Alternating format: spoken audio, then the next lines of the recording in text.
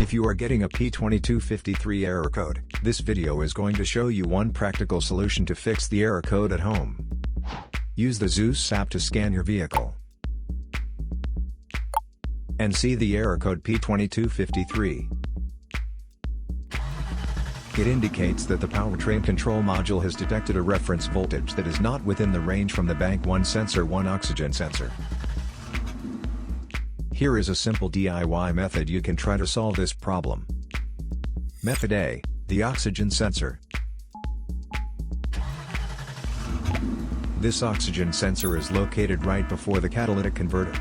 Bank 1 is on the side with the cylinder number 1. Sensor number 1 is usually the one in the exhaust manifold.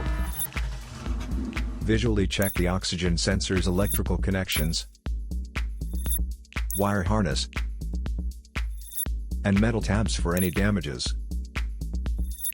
If the damages are found, then replace the oxygen sensor. If there is no damage found on the oxygen sensor, you would need to take your car to consult professional mechanics. So here is one of the most practical solutions to fix the P2253 error code. After the repair, you can now use the Zeus app to clear the error code. And tap the rescan button one more time to make sure everything is fine with your vehicle.